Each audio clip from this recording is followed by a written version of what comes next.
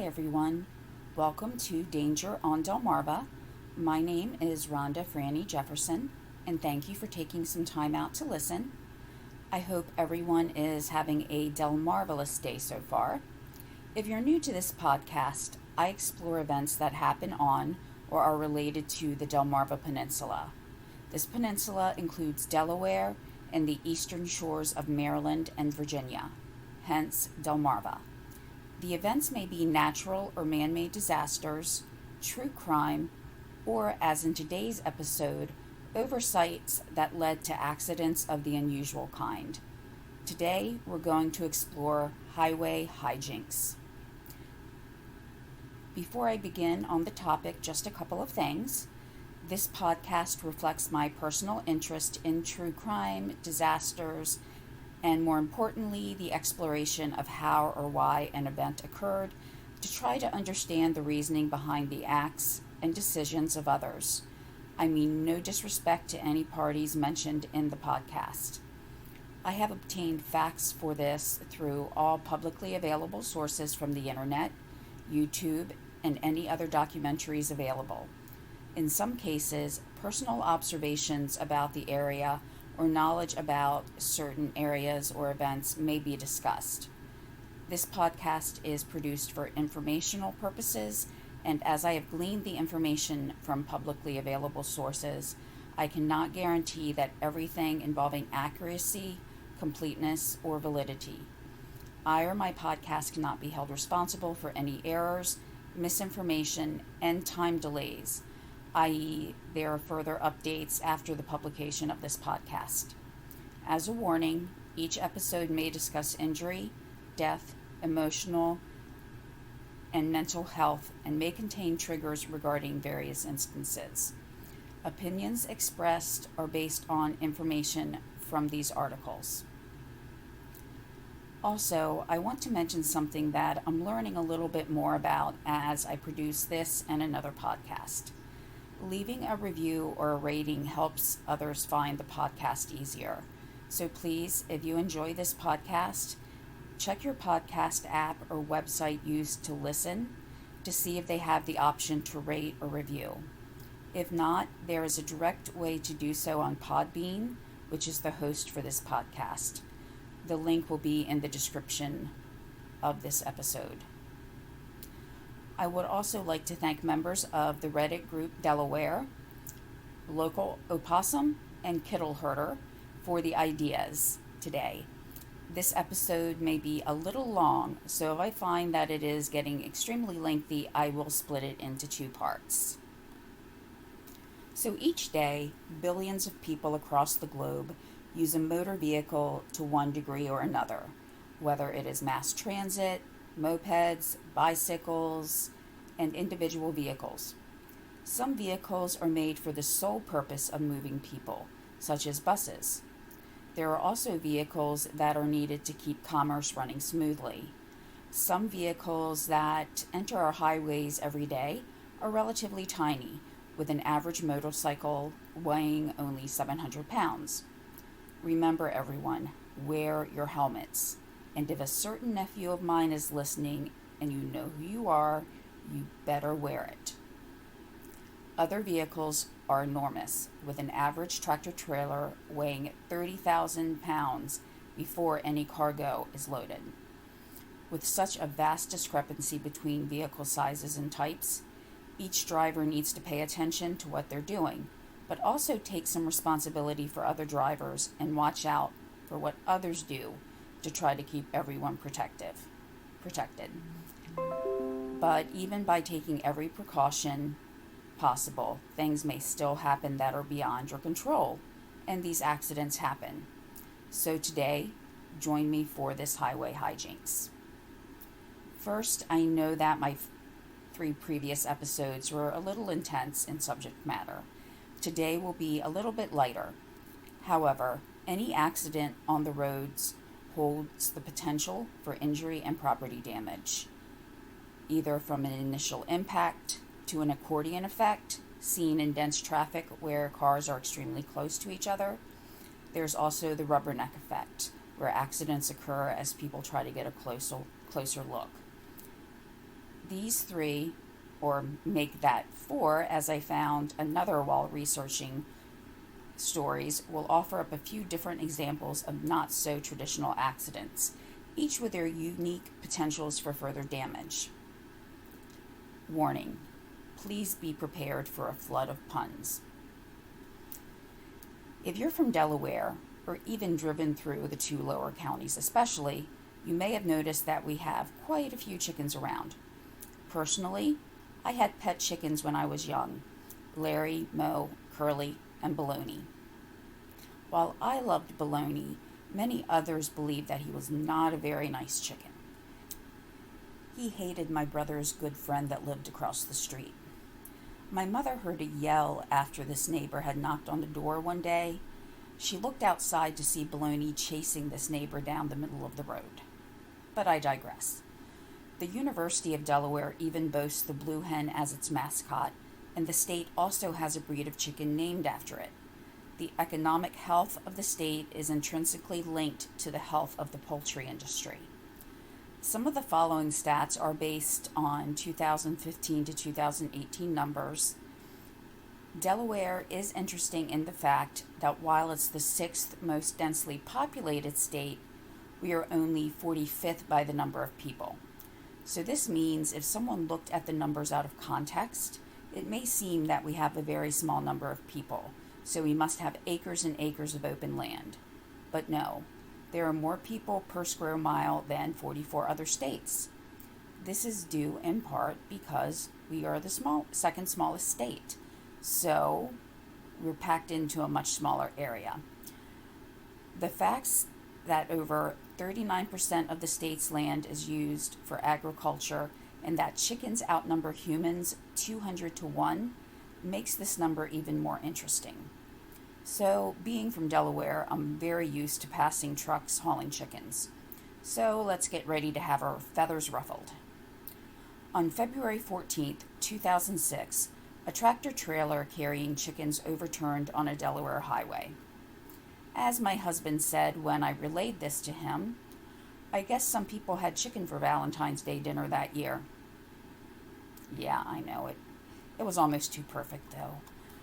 But similar accidents occurred on August 14th, 2014, and October 12th, 2016, and December 12th, 2017, July 6th, 2018, July 23rd, 2020, and I think you get the drift. I apologize to any chickens if I left your accident out. But after this, I bet that if you're ever beside or behind a chicken truck in Delaware on the highway, or anywhere for that matter, you may try to find a way to get away from it quick. You have been warned. But in all honesty, statistically this does make sense. Given the number of chickens, chicken farms, and the population density, having the occasional or more than occasional mishap on the roads is to be expected.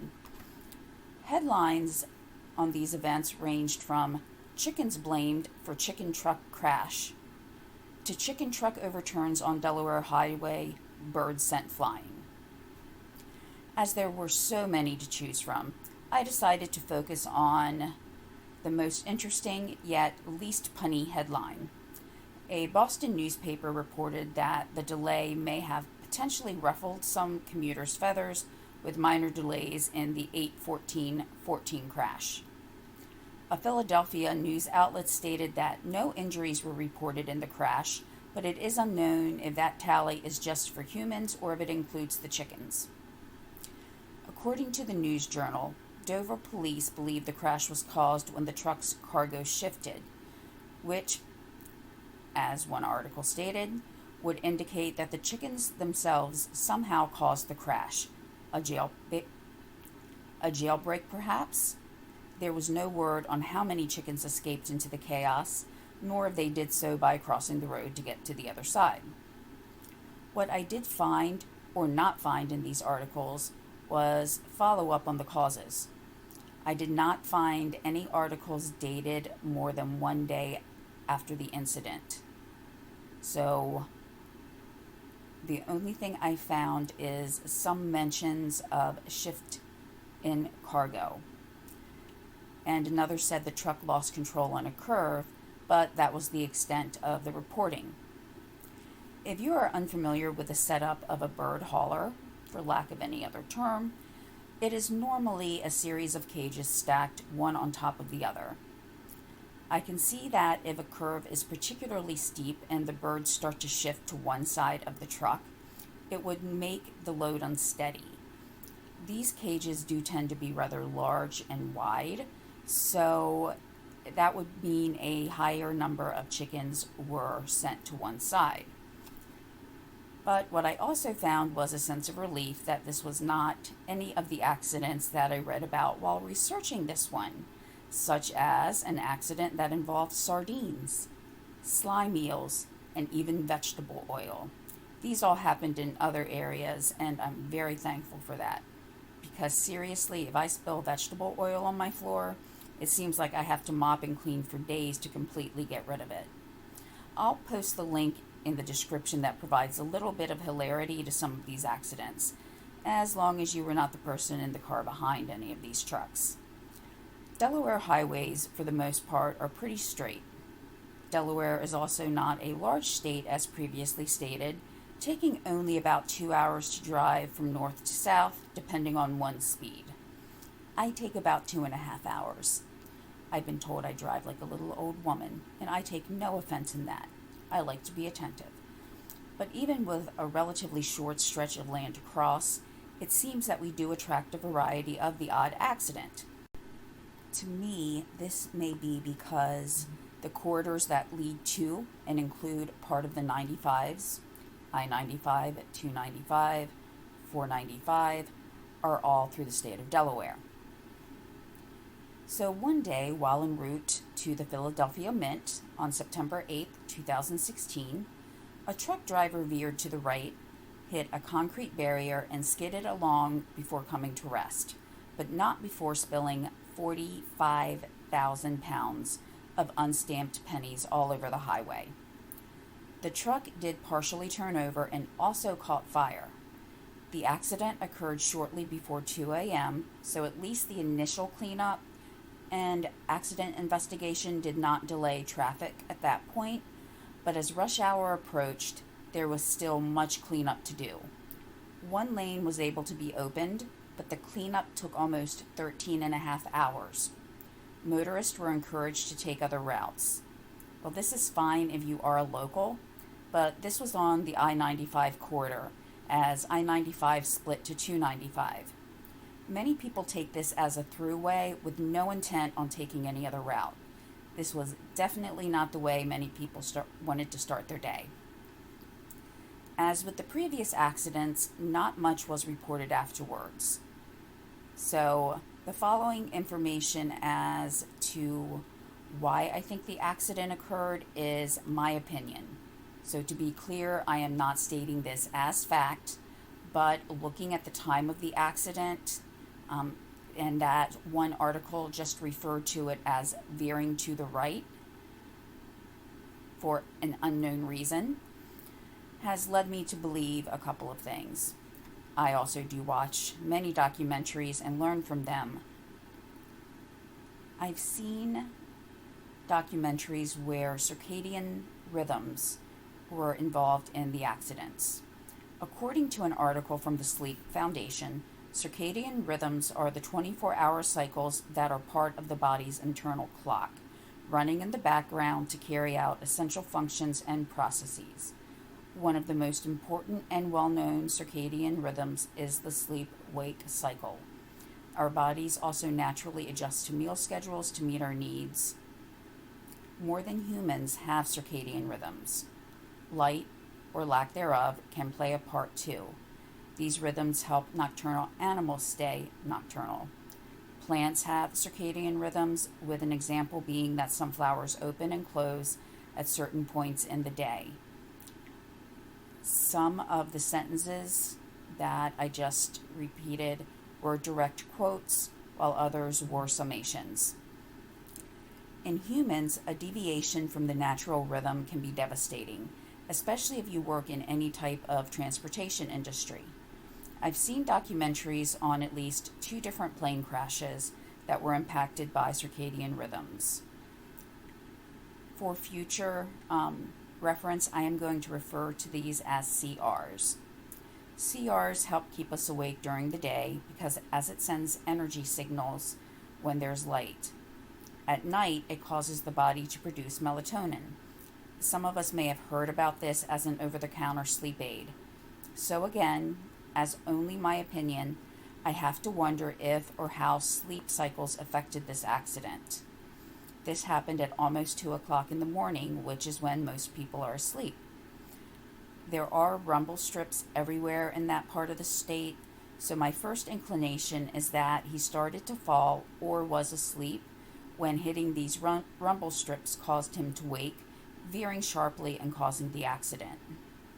The transportation of any type of cargo is essential to an economy, and many shipments on the road happen at night as there is normally less traffic. While I guess some truckers may adjust over time to driving at night, I can believe that it must be hard to stay awake when your body is hardwired to be asleep at 2 a.m. So now we've had Poultry and we've had Pennies scattered throughout the Delaware highways. What could be next? I still am thankful that we did not have the accident involving 24 tons of sardines that I mentioned earlier, but I can imagine that this next incident had people buzzing. Okay, so this was a bad play on words, and admittedly, one of the articles that I saw said something along these lines. So, have you guessed what was next? Bees. Many bees. Many, many, many bees. I don't think that I can say the word many enough times to convey this. 20 million bees. 20 million.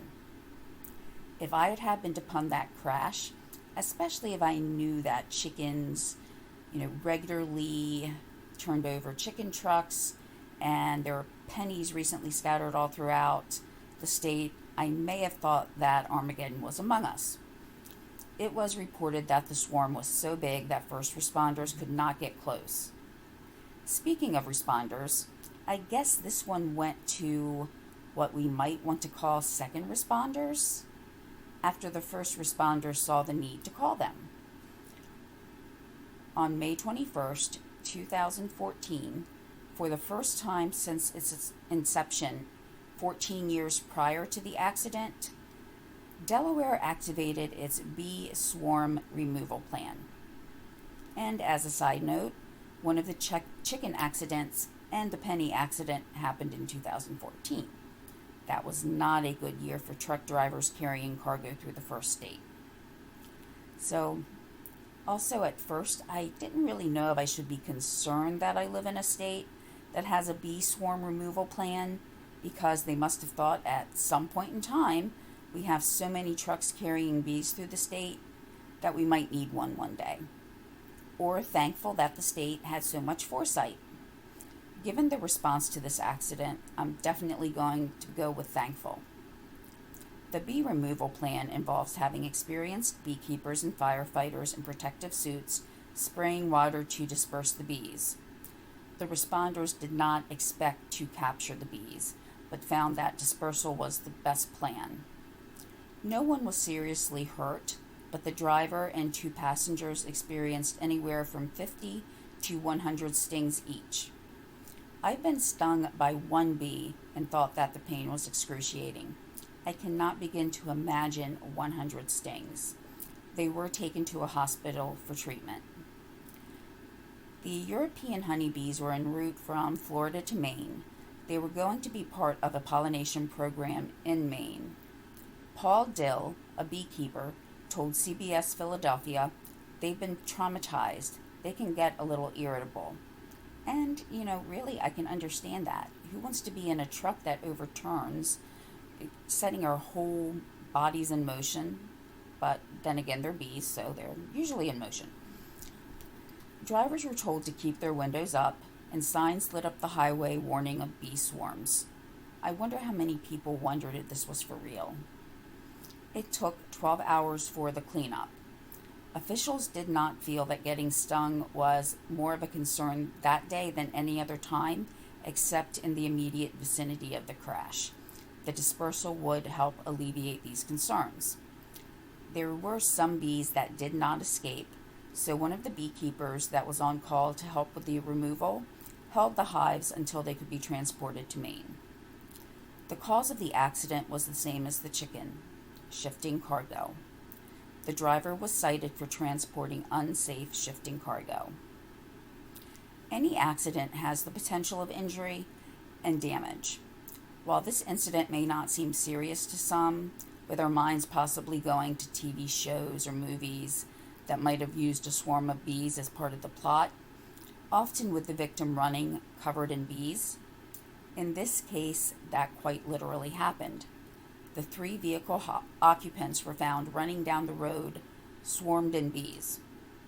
While officials did not feel that there was the increased chance of being stung outside of the immediate vicinity, as someone who suffers from a number of different allergies, though not from bees, my immediate thought went to anyone who might have this allergy. I went to elementary school with a girl who was severely allergic. Also, she was, quite literally, the first person I ever met outside of my family and medical staff when I was born. Her mother and mine shared hospital rooms after our births, so we were very close in age, to say the least. But at school, we, the students, knew about her allergy. This was not to invade her privacy, but rather for her protection. If we saw a bee, we would let a teacher know so that they could take her inside if we were at recess. So outside of the toll on the resources for cleanup, delays in traffic, impact to a pollination program, and pain of the bee stings to the people in the truck, there's also a potential of someone in the vicinity being stung. And if that person happened to have an allergy, it could be catastrophic. So again, with any accident, even if on the outset it might seem like it's funny, there is always that potential for danger.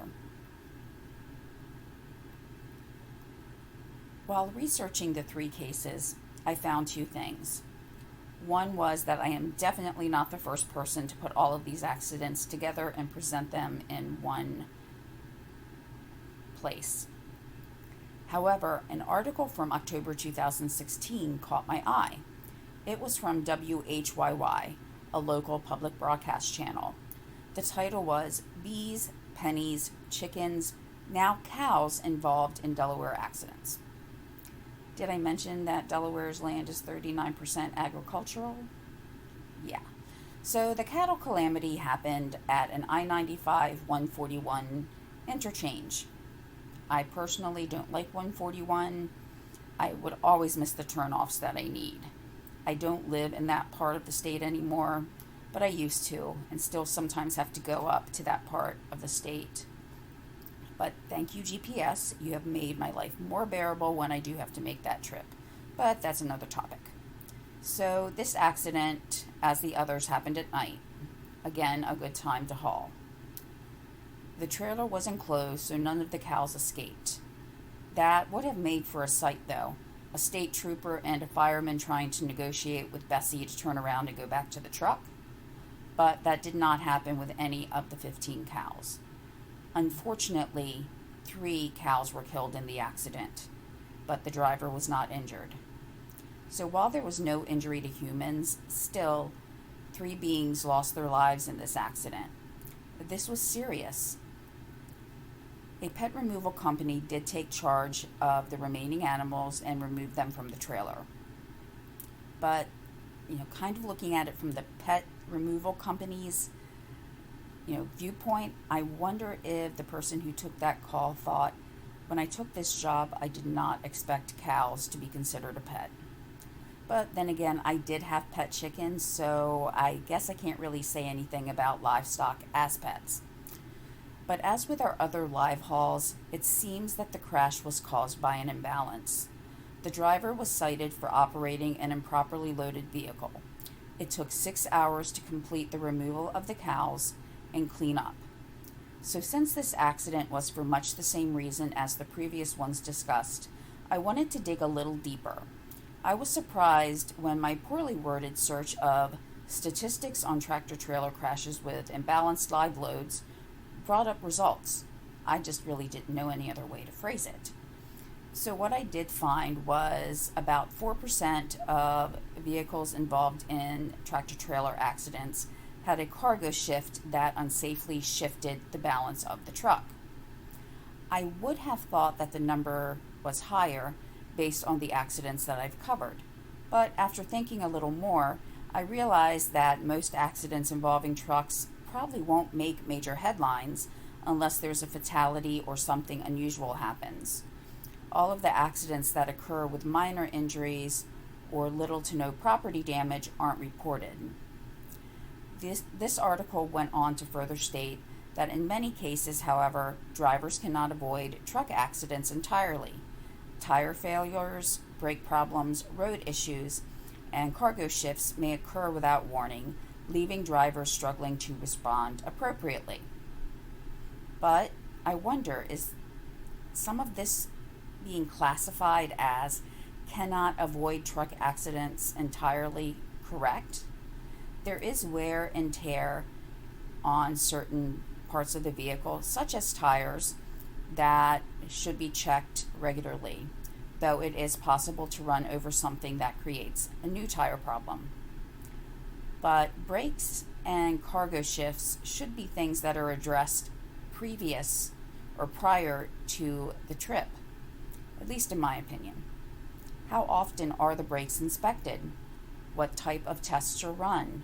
And what steps are taken to make sure that live hauls are loaded properly and securely with leeway for cargo shifts? For one thing, live haul, meaning things such as livestock, are not static. They do move, and so we should expect some shifts, though with cows compared to chickens, of course, if one cow shifts, that's a much higher weight.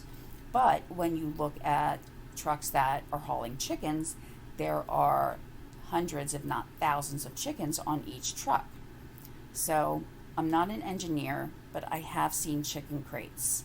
I've seen the trucks hauling the chickens. I also know that proper loading of cargo is important, especially in these live hauls. To emphasize this importance, cargo planes, ranging from the standard civilian to military, have load officers or engineers. Their job is to make sure that everything is loaded properly, taking center of gravity and other variables, such as shifting, into account. They also have guidelines for number and placement of straps, depending on the cargo. An off-balance or unsecured item in a cargo bay of a plane can and has led to catastrophic consequences. So for planes, they have specific people in charge and trained to look at the load balance. So, going back to the chicken trucks, I wonder if using smaller crates would help.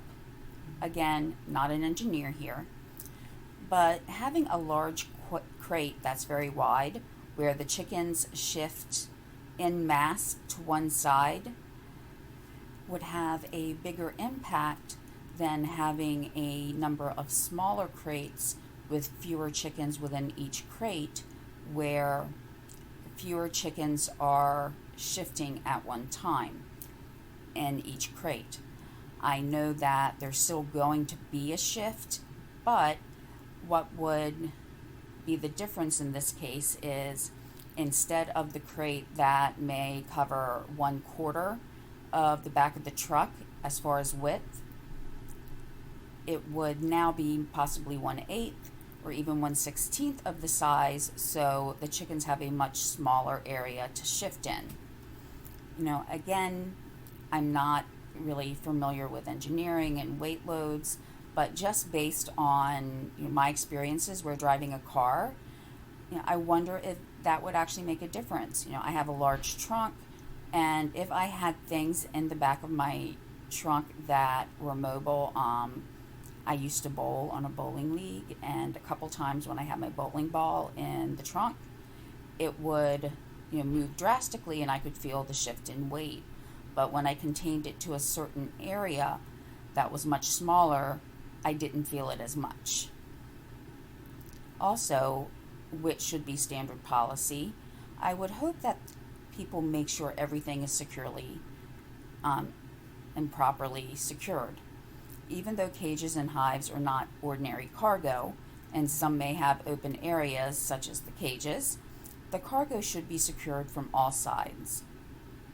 Again, not an engineer, but just my thoughts while I was reading the articles. So to end on a little bit of even a lighter note, animal issues do not just happen with trucks in Delaware, it seems. Back in November of 2017, a family member sent me a picture. I recognized the background to be one of our local elementary schools, about 3 minutes from my house. And there was something else in the picture. I enlarged it, not sure what to make of it. So, of course, enlarging a picture takes away some of the clarity in it, but I finally texted him back, "Is that an emu or an ostrich?" It was an emu. Apparently, Mr. Emu, or Ms., had been spotted in the area over the last month. He or she was finally able to be fenced in at the school, giving the police time to contact the appropriate agency to handle the emu. He was guarded by police until Three Palms Zoo was able to make it to the area and assist in his removal. Many, and I mean many, many, many people came to see the emu. He was a local celebrity.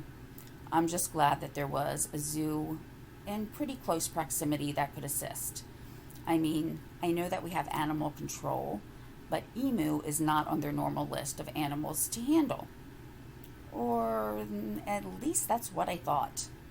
Much to my amazement, the search of Emu on the Loose, Delaware, brought up another, even more interesting story.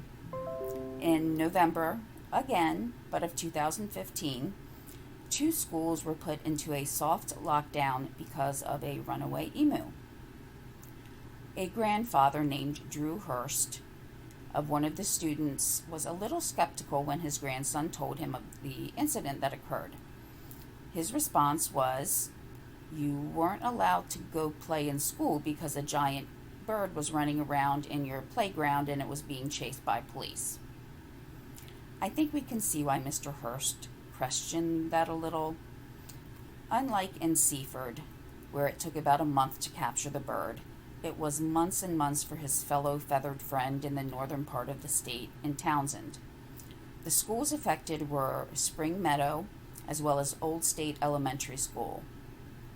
Parents did receive a letter to notify them that while there was an incident with an emu, the students were kept safe inside, but everything did go on business as usual inside of the building. The same zoo, Three Palms Zoo, was involved with trying to capture the bird. Concern about either bird was that they could cause an accident. And while the obvious reason for some accidents, such as a driver trying to swerve while an emu was in the road, I have to wonder if other accidents would happen because a driver saw a giant bird standing on the shoulder and become distracted.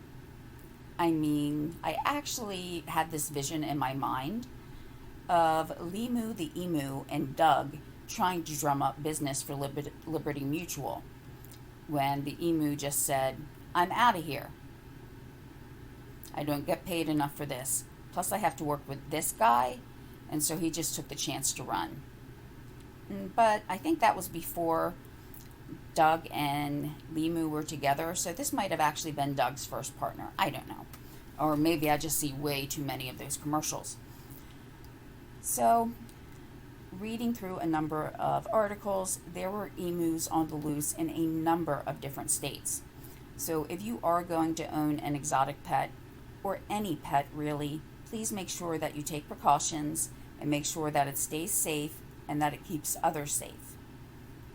The lesson that we should take from this is always be aware of your surroundings and keep appropriate distances. Though in cases of accidents, the truck driver's responsibility is to keep his or her truck as safe as possible, we do not always know if that's the case or what's happening inside the cab. As seen in these examples, you never know what may happen on a roadway. Watch out for yourself, stay attentive, And if you see birds on the side of the road, whether chickens or emus, please don't let them distract you. So thank you everyone for tuning in today. The topic for the next episode will definitely be heavier, but I hope you enjoyed our venture into these more unusual happenings on the highways. I look forward to sharing another story in 2 weeks, and we were actually able to get this to a length where it was only one part, so I'm happy about that. And I hope everyone has a safe and happy week. Talk to you next time.